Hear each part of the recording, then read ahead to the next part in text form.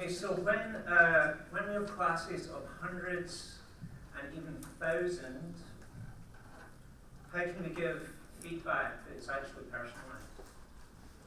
And when we have classes of hundreds and even 1,000, how can we make student learning experience more personal? And when we have classes of hundreds and even 1,000, how can we help students feel that someone is actually taking an interest in how they're doing?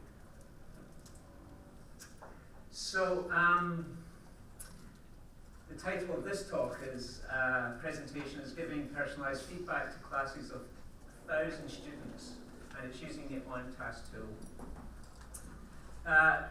Just some background research. I won't go into a lot of research, but there has been some research been done on personalised communication and feedback between teachers and students, and you know this, we all know this, that it can enhance student engagement and success. We know that. Good feedback and good communication as well. And there's been some research been done in terms of persuasive emails or texts, nudge messages, and that having positive effect on the learning and study process. And now we have data. The key thing for using this tool is really data, and as you probably know, we have the whole area of learning analytics. And so we have this data, and so we can do all kinds of things with the data we actually have in it. So just the definition of learning analytics: the measurement, collection, analysis, and reporting of data about learners and their context for the purposes of understanding and optimizing learning and the environment in which it occurs. So we have all this data. The question is, how can we actually use this data for to enhance learning? So we can use this data obviously to predict potentially. So we know that students say don't do well on their mid-semester test, and so we can potentially predict that these same students may not do so well on their final exam. So just using data for prediction, and then we can use that data to target students. So we're able to predict potentially the students that are going to struggle in the final exam, so we can target them and potentially give them additional support. But then this is where this OnTask tool takes it a step further and allows actually feedback and support. We're not just predicting and targeting, we're actually giving specific personalised support advice to particular students within the class. Even classes of 1,000 students we're potentially able to do this with. So this is the OnTask tool. It's software that gathers and organises data about student activities throughout the semester, allows instructors, teachers to design personalised feedback emails with suggestions about learning strategies. So that the key thing is data. Data in Excel spreadsheets. So I am not a data analyst. My Excel skills are, excuse my language, really crap. But I've been able to use this tool, and I'll talk about how I got data from various sources to actually plug in and then design messages that I actually sent out. Okay, so I've used this tool in 2 classes. Last year, property law, which is a second-year property course, about 100 students. And this year I've been using it in Common Law 101, which is a class of 800 last semester, 1,000 this semester. It's actually part of my Clear Fellowship for this year, so I've been able to kind of put a lot more effort in and really kind of push the tool and push my abilities with the tool to kind of the furthest, because I've had the time to do that. So Common Law 101, it's one of the first year core courses for the BCom, up to 1,000 students per semester. For students, commercial law is, most students, it's a brand new subject. It can be overwhelming, it's kind of disorienting. They've never studied law before. studying law is kind of like, it's a whole new language, whole new way of thinking, whole bunch of different concepts. Many students are simply uninterested. They have to do this course. They're not, they're not particularly interested. And traditionally, we have a fairly high failure rate in Common Law 101. So that's just to give you a kind of context and background of the course.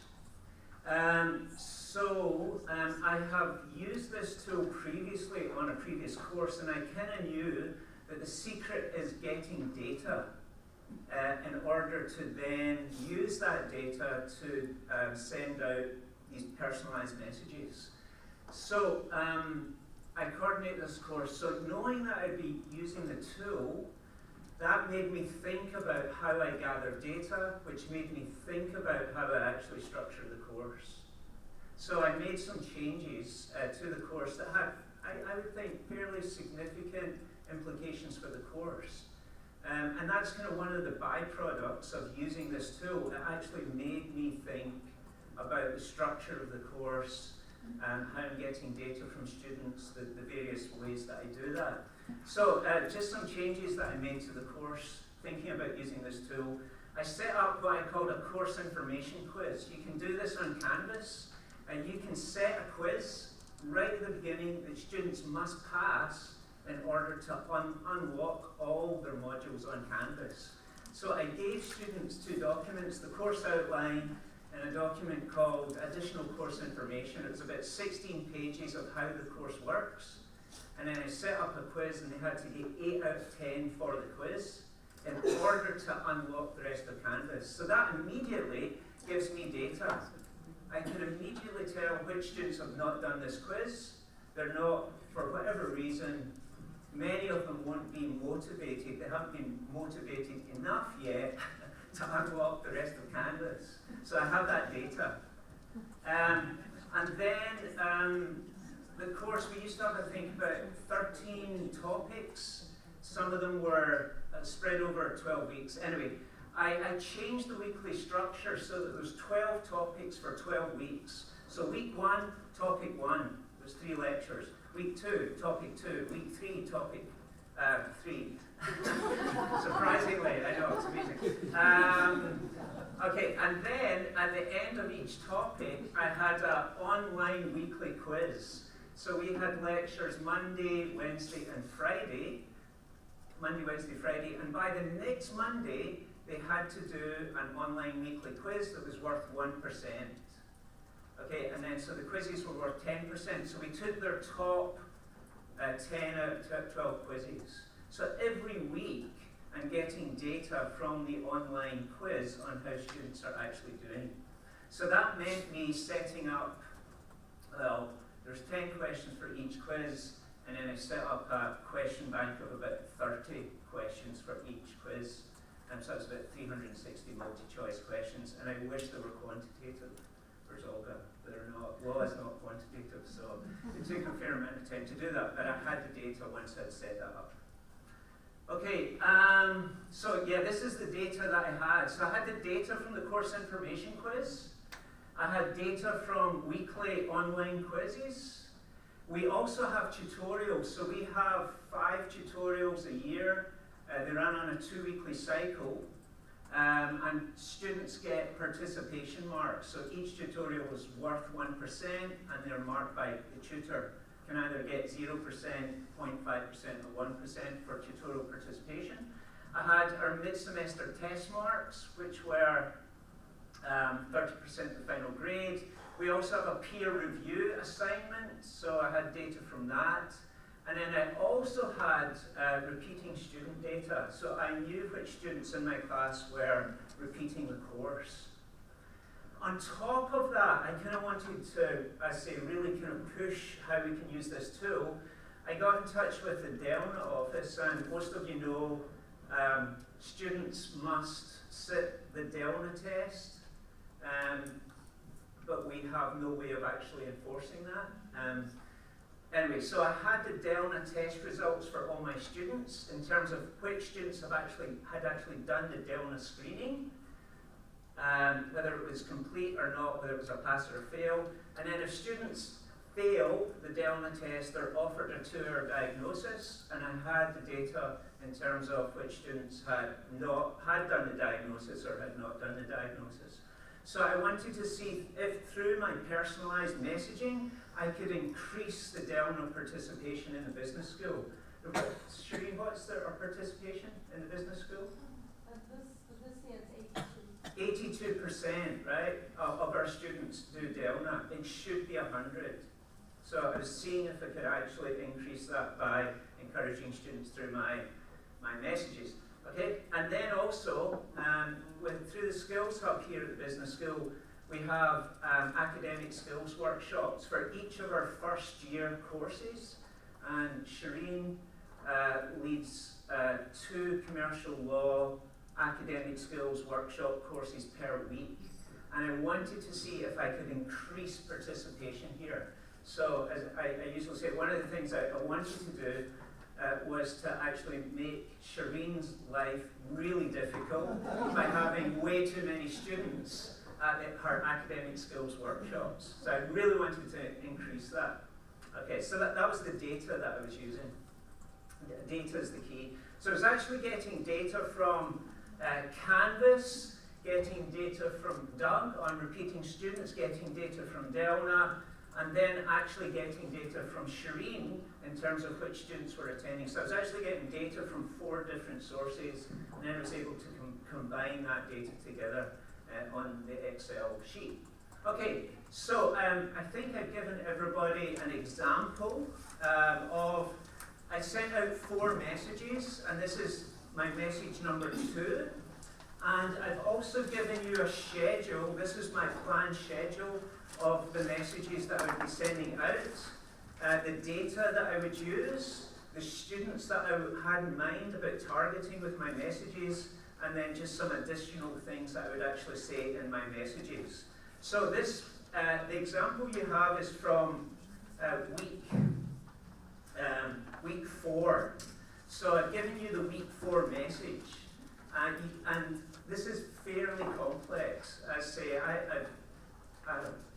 get time through my Clear Fellowship to do something a bit more complex, but you can see how I've created this message and what's personal. So obviously their first name is personal, hi, their first name, and then one of the things with these messages, I was at an initial workshop on how to use this tool, and one of the images that really stood in my mind was the image of a coach versus a referee.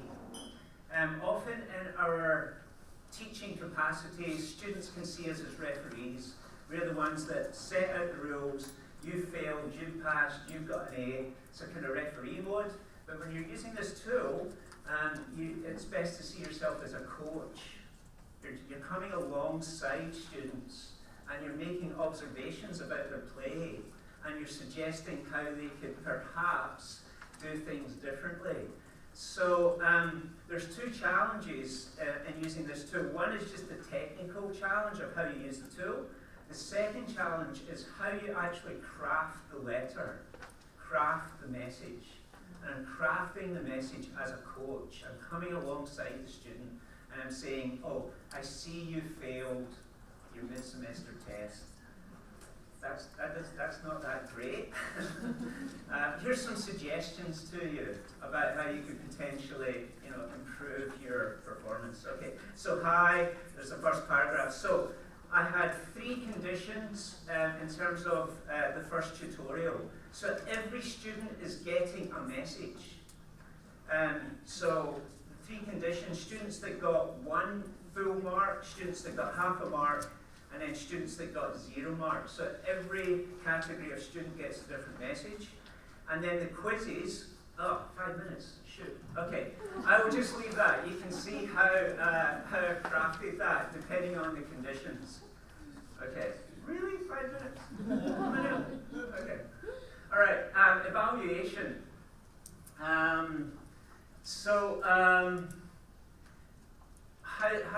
were we able to evaluate these personalised messages? Well, just in terms of set evaluation, my sense is that this kind of technology creates and encourages and cultivates the relationship between the teacher and the students, even with a class of 1,000 students. Because I'm personally sending out these messages to students, and many of them feel that these are actually personalised messages to them. Okay, so then my sense is I've seen that make a difference with my lecturer set evaluations. So for Common Law 101, the lecturer satisfaction went up from 90 to 97.5, and that was with 200 students completing the set evaluations, which is, I think I had 5 neutral students. And then with property, I saw the same thing as well.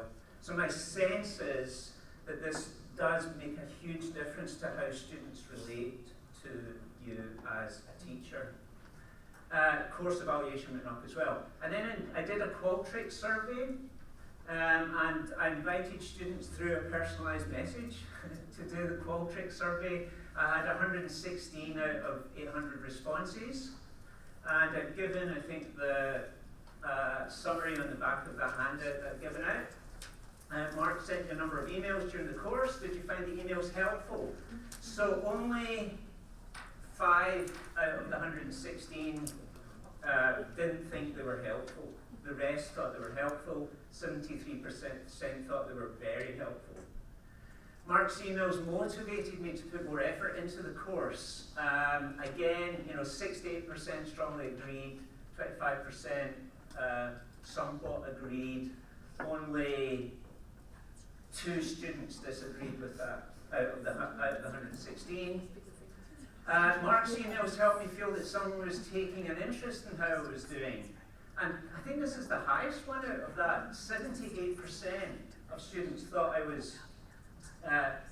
thought that someone was taking an interest just through this message, which I think that's amazing.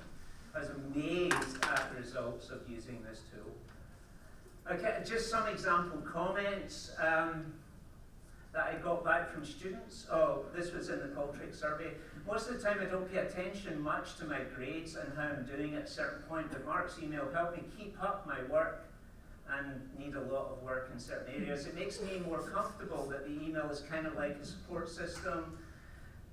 Although the emails were sent to all the students enrolled in the course, the email felt as if they were directed toward me in particular. It seemed he wrote it just for me. So this is a student that knows what I'm doing, but they still go, I still really appreciate it. It felt as though this was directed at me, which is really cool. So in the comments, there was lots of comments about, yeah, this is motivates, it supports. But the surprising one was, it helped me realize how I was doing in the course. I didn't realize that these were the grades that I was getting, which is like totally surprising to me. Students don't know what grades they're getting, but yeah, that's true, some of them. So there's lots more comments, but I'm running out of time. The first time I sent out the email, 154 students responded, so that's like 19% of my class is writing back to me.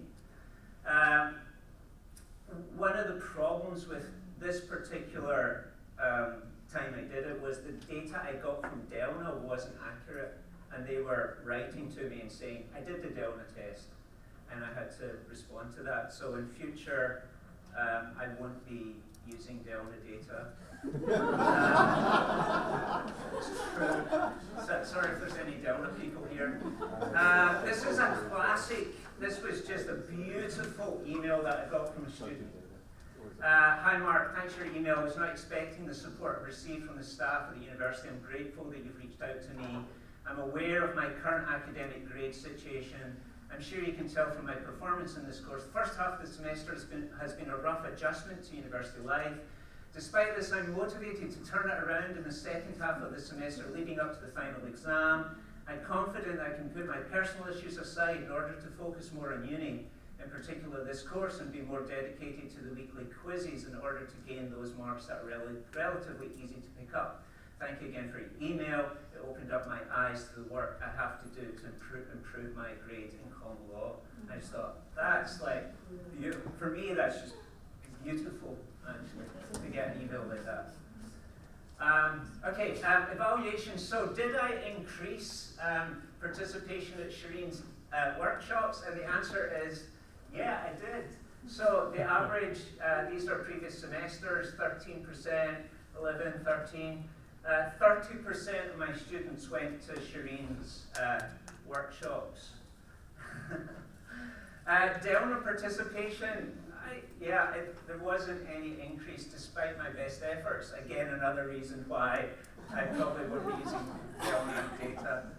Okay, conclusions, increased course satisfaction, even more significant increase in lecture satisfaction, increased student motivation, increased sense of awareness of coursework marks and academic progress, increased sense for students of interest and care on the part of the lecturer, increased approachability of the lecturer. My sense is that students are just more willing to come and speak to me, to email me.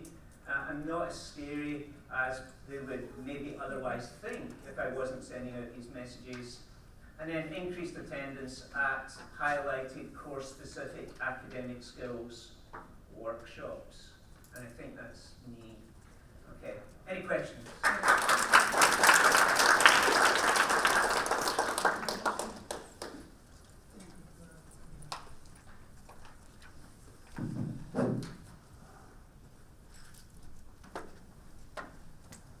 Thank you. We too have been using this and seen similar things with great responses from students. But one thing that has perturbed us, and I just wondered if you had any data on it, is the students who are maybe not even reading the emails. Do you have any sense of that whole cohort? So then, you know, the ones that, just totally not yet. So one of the things that I want to do, I have the data but we just haven't analysed it, is which students are emailing me back. So we're targeting particular categories of students. We're getting students to respond, which students are actually responding. So we haven't analysed that data. Is it just the top students that are sending me really nice emails back? Or the students that I'm saying, say repeating students? How many of them are actually sending me emails back and responding? So we haven't analysed the data, but that's something I want to look at. Yeah, good question. Yeah, absolutely. I think in the beta version, sorry, to add to Mark's, I think in the newer version of the tool, there's a link where you can track open emails. So really? Yeah. Okay. So the tool's constantly being upgraded, and that's true. so soon you'll be able to tell. Yeah. Thanks, Angela. Thank you. Tricia? The board has a question. Yes. They are looking for questions. Yeah, thank you. You don't need to use this tool. You can use just Outlook merge email, which I used 10 years ago, and send email to everybody. So I didn't have problem with data. I use, for example, assignment, weekly quizzes, and every calculation that's by Excel, if you write the formula, and send personal email to a student, exactly. The problem is that I send it to 400 students, and within 1 week, I got 1,400 email back, saying, thank you, it was very great. I did assignment, I focused on this topic, but I didn't do it very well. So what do you think about final exam? Can you use my final exam mark to apply for this test? So, similar question. So I was, stuck. How can I cope with this reply to this 1,400 email? Yeah, so it just depends on crafting so with these emails I would say at the end, if there is any way in which I can help you, please do not hesitate to get in touch. And then students would actually get in touch. It should be, damn it, so I'm kind of crafting how I finish the email at the end to potentially channel students to other sources of help rather than to myself. So that's what I've just been thinking again about how I craft and what I say at the end. If this is my advice to you, and if you need more help, here's someone you can go to, here's something you can go to, rather than, or just say, come along to office hours. So, but that's a fair point. Something I wasn't expecting was the amount of emails that I got So the first time I did 151, and I think I then personally replied to 120. So it's actually creating more work for me. So if this is a tool that's going to be used more in the business school, I think we've got to think about how it can potentially be time saving rather than actually giving us more and more work to do. So I think that's a totally fair point. Yep. Just more my comment is, yes, these people have been doing this for many, many years, but they've been people, I'm not no disrespect to your computer skills, but it's been people like Andrew Eberhardt and who can write everything in Excel and do all that. This is someone... I'm totally rubbish at Excel. Well, it's well, say that, but if you can do it, then we can all do it. Thanks, Alex.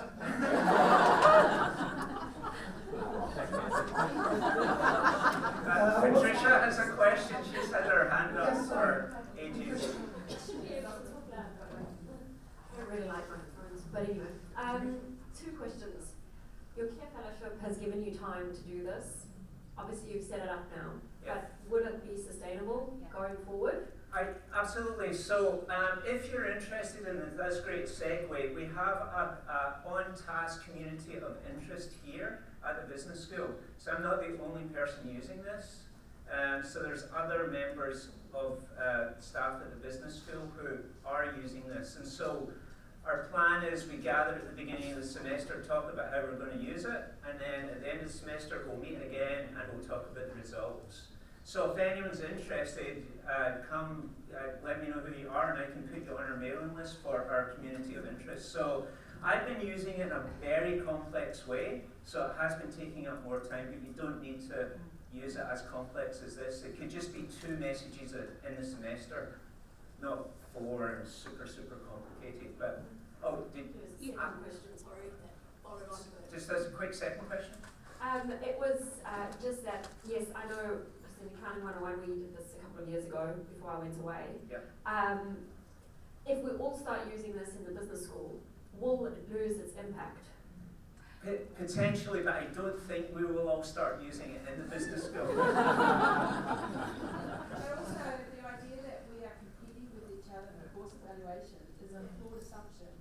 And if everyone used it at stage 1 and it led to students feeling that we care about them, well actually then we might have an ability to outcompete AUT who are killing us left, right and centre. So rather than trying to fight against each other, let's just give a better experience. And I think within our community of interest, we can potentially think about how we can coordinate more use within the business school. So I see that as one of the aims of the community of interest as well. What I'd like to see happen is exactly that. I think more people are picking up on the idea that we can individually tailor emails to our students, and people are using it in different forms, be it mail merge, be it OnTask, be it something else.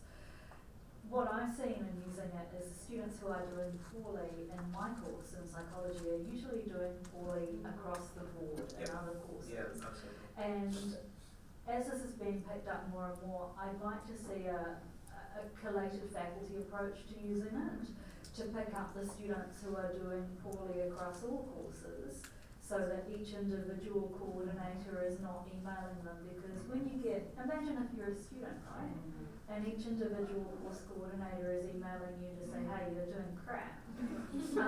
That's not going to do wonders for your self-esteem. And then we can weed out the sort of outliers who might just be doing poorly in one course, and the coordinators can contact them individually. So hopefully the university may move to an approach like that in the future. And I think that's probably down to each individual faculty to think about how that works out. But absolutely, totally agree with you. Can I just correct that the whole philosophy behind OnTask is not to tell students that they're doing crap, it's actually to reach out to let us know that we're noticing them. Yes, that's all. And so it's not 4 different people telling you you're failing at everything at uni, but it's like the coaching. It's like, hey, reach out, Yeah. we're here for you. We have up there, come and talk, all that stuff. So it's the positive messages that come from it. I think that it's valuable. Absolutely. Yeah. And in fact- I agree with that 100%. Yeah, as well. and to address the workload issue, both Suzanne and I look after large stage one courses as well, and we didn't have clear fellowships, and we managed to just dabble with it. Yeah. 2 messages per semester, it worked magically. And I'll use it continuously from now on because it overall is better than, yes, it's not a time. And I think once you've set it up, you've set it up. Yeah. You know, once you set up your 2 messages, one at the beginning of the semester after some data that you have, and then maybe one before your final exam, you can use the same messages for your next course. So it's kind of like many of these things, there's a lot of kind of front end investment that you have to do. Yeah. I think we get a lot of data that comes out of this. Can you actually start, because there's a lot of data points sitting in there, can you start to look at semester 1 versus 2 versus 3 and start to see all the data visualization saying, what do you think the outcome of this particular paper is going to be at the end of the term? Yeah, I mean, that's absolutely, that's possible, but that in terms of, remember there's, what did I have? The predict, target, and then message. I think that the tool is, the great thing about the tool is it allows you to send the personalised messaging. So I think in terms of finding the trends, I think that's great and that's possible. But the wonderful thing about the tool is the ability to write these personalised messages. Yeah. But I think what you're saying is that's good as well. Yeah. Thank you. Mark, we are running out of time. If you want to just Sorry. My apologies for not taking more questions from the audience. The texting, yeah, I mean that's been done. The emails, I don't know. I can just put more in the email. I feel the difference in grades at the end. We haven't. There's been research that has shown that students that receive messages versus students that don't do better with their final grades. There's not a lot of research, but there is some. We haven't been able to do that yet, just because there's too many variables with commercial law from semester to semester. We changed the way that we did our exam last semester, and that had an effect. So that's actually really difficult. Okay, magic. Thank you. Okay. Is that everything? Text, yeah, text work as well, absolutely. OnTask, okay, they can be sent to Canvas inbox. If that's the case, that's great. Great. I think I've covered everything. Thanks. I've gone over a wee bit. Thank you.